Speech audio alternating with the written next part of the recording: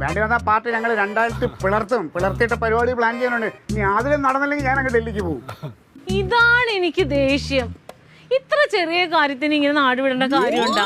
ഒന്ന് പറഞ്ഞ രണ്ടാമത്തേന് ഡൽഹിയിലോട്ട് ഒളിച്ചോടുന്നാ പറയണേ. എന്തിനാ ക്ലീറ്റോ ചേട്ടാ ഇങ്ങനെ വെറുതെ ഒളിച്ചോടുന്നത്?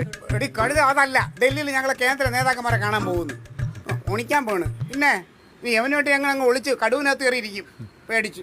എന്റെ പൊന്നു ക്ലീറ്റോ, എന്ത് വന്നാലും നടരാജനെ എടുക്കാൻ സമ്മതിക്കല്ലേ? സത്യത്തിൽ എനിക്ക് എടുക്കണമെന്നൊക്കെ ആഗ്രഹം ഉണ്ടായി. നീ കൂടുതൽ നടിക്കല്ലേ? നീ ആ പോലീസുകാരുടെ പെങ്ങളല്ലേ? മതി അഭിനയിച്ചു. പോലീസുകാരന്റെ പെങ്ങളായിട്ട് കാര്യമുണ്ടോ? മീശ എനിക്ക് വലുതല്ലേ? അയ്യോ, ഈ മീശ ഇവിടെ തന്നെ കാണണം. ഇങ്ങനെ പോയാ മീശയുടെ കാര്യത്തിൽ ഒരു കാര്യം. ചേച്ചി കയ്യില് പൈസ ഇല്ല, കൊടുത്തേ. ആണാ? നീയാണ് ഏൽപ്പിച്ച പൈസയാണോ അതോ ക്ലീറ്റ് ഏൽപ്പിച്ച പൈസയാണോ എന്റെ കയ്യിലിരിക്കുന്നത്? ഉടനെ തന്നെ പെങ്ങളുടെ അടുത്ത് വന്ന് പരാതി പറയാനായിട്ട്.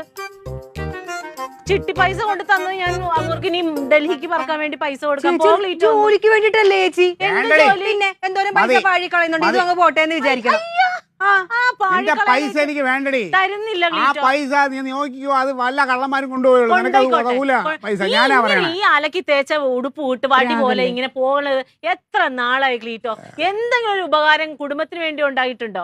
എന്നിട്ട് ആ പൈസ എടുത്ത് പാർട്ടിയിൽ പറക്കാൻ വേണ്ടിട്ട് പോവല്ലോ പണിക്ക്. നോക്കിക്കോ, കേരള രാഷ്ട്രീയത്തിലെ ഭീഷ്മാചാര്യരാണ് ഞാനെന്ന് ജനങ്ങൾ പറഞ്ഞ് നിങ്ങളെല്ലാം അറിയും. അമ്മേനെ എന്റെ വില മനസ്സിലാക്കും നിങ്ങളെല്ലാം കേട്ടാ. ഭീഷ്മർ ഉച്ചയ്ക്ക് ഉണ്ണാൻ വരുമോ എന്തോ? എനിക്കതിന്റെ ചോരം വേണ്ട, തേങ്ങ വേണ്ട. ഉരുട്ടി നിങ്ങൾ രണ്ടുകൂടെ അങ്ങനെ മംഗളെ കൂടെ അങ്ങോട്ട് തിന്നാ മതി.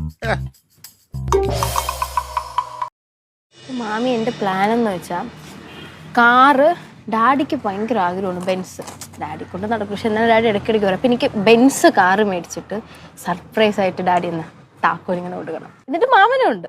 മാമൻ എന്ത് കാറാന്ന് പറ? മാമന് നമുക്ക് ബെൻസിന് തന്നെ കൂടി എഡീഷൻ മേടിക്കാം. സ്വപ്നമാണ് ചിലപ്പോൾ BMW. അതാണ് മാമന് ഒരു ചൊല്ലുണ്ട്, ആന അപ്പിടണ കണ്ടിട്ട് ആട് അപ്പിടാൻ പാടില്ല. അപ്പൊ നിങ്ങളൊന്നും അറിഞ്ഞില്ലേ? കഴിഞ്ഞ ഞായറാഴ്ച 2 പിള്ളേരെ കഞ്ചാവ് പൊക്കി ഓർമ്മയുണ്ടോ? കനക സാറിന്റെ നേതൃത്വത്തിലുള്ള പോലീസുകാരാ പിടിച്ചത്. അവന്മാര് സ്കെച്ച് ചെയ്യാൻ നടക്കുകയാണ്. ഓ, ഇപ്പൊ സംഭവം നിങ്ങൾ അറിഞ്ഞില്ലല്ലേ? പിന്നെ അങ്ങനെയാണ് തല്ല വെള്ളരിക്കാൻ പറ്റണ. ഒന്നല്ലെങ്കിൽ അവനൊരു പോലീസുകാരനല്ലേ, നല്ല മരട്ടെ വിവരറിയവൻ. എടി പെണ്ണെ, ഈ കുരയ്ക്കുന്ന പട്ടികൾ കടിക്കത്തൊന്നുമില്ല, നീ വിഷമിക്കാതെ. അയ്യോ അല്ല അമ്മമ്മ, ഈ പട്ടി കടിക്കും. ആ ചേട്ടന്മാര് ഭയങ്കര സീനാണ്. ഞാൻ ക്ലാസ് ഒക്കെ വിട്ട് വരുമ്പോ എപ്പോഴും അവിടെ അടിയൊക്കെ ഉണ്ടാക്കും വേറെ ആൾക്കാരുമായിട്ട്. നിനക്കെങ്ങനെ അറിയാം? ഞാൻ കണ്ടിട്ടുണ്ട്. ക്ലീറ്റോ ചേട്ടനും അല്ലെങ്കിൽ അജാച്ചൻ ഉണ്ടായിരുന്നെങ്കിൽ ഒരു ധൈര്യം ഉണ്ടാവുമായിരുന്നു. അപ്പൊ എന്താ ഞാനാണല്ലേ? അമ്മാവൻ ഇവിടെ അല്ലല്ലോ ഉള്ളത്. എടി നീ പറയണ പോലുള്ള ആളൊന്നല്ല ഞാൻ. ഞാൻ പഴയ കളരിയാ. 3 ആളുകൾ വന്നു കഴിഞ്ഞാൽ ഒറ്റ അടിക്കാൻ മലത്ത് ഞാൻ.